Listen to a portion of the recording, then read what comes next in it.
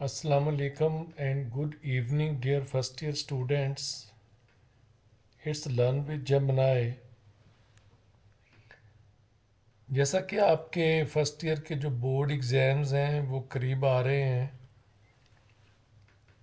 तो आपकी आसानी के लिए आपकी बहुत सारी एप्लीकेशंस में से जो कि 15 से 20 के दरमियान हैं, सिर्फ 5 एप्लीकेशंस वो लेकर आया हूँ।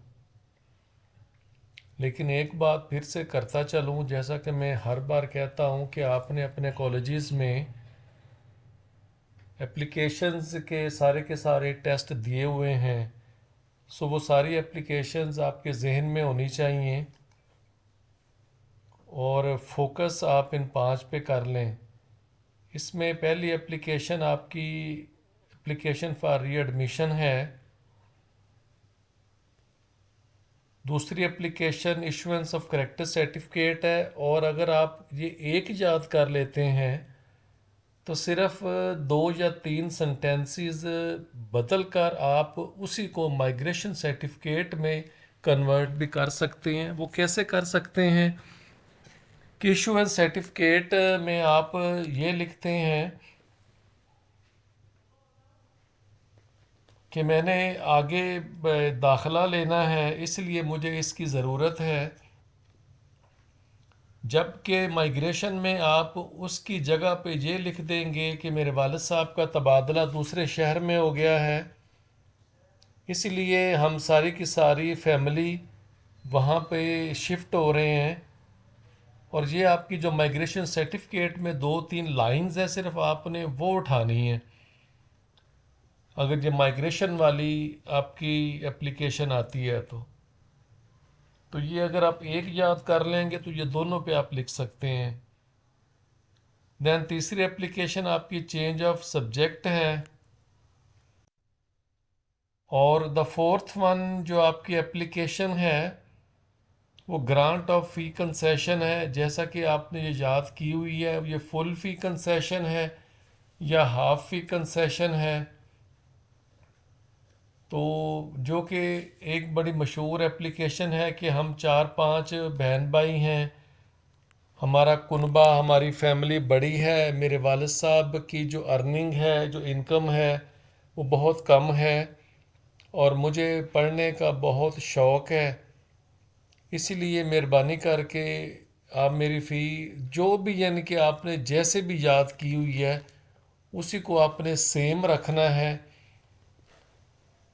लेकिन अगर आप मज़ीद बेहतरी चाहते हैं तो जैसा कि मैंने इससे पहले एक आपकी वीडियो अपलोड की हुई है कि how to start your application, वो वाला जो पैराग्राफ है वो आप अपनी ये 5 की 5 जो एप्लीकेशंस मैंने लिखी हैं उसमें आप लिख सकते हैं।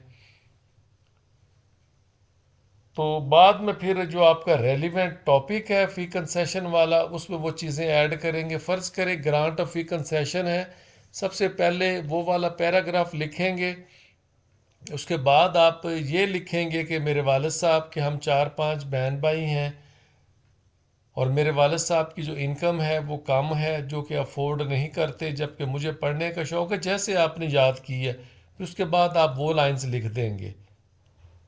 इसी तरह टू अटेंड मैरिज सेरेमनी है, तो उसमें आप शुरू तो करेंगे जो इंट्रोडक्टरी पैराग्राफ है कि उसमें जो हर एक पे जो स्पेशली है वो आप कि मैं आपके कॉलेज का स्टूडेंट हूँ, इस ग्रुप का हूँ, ये मेरा रोल नंबर है, मैंने अपने मैट्रिक में इतने मार्क्स हासिल किए।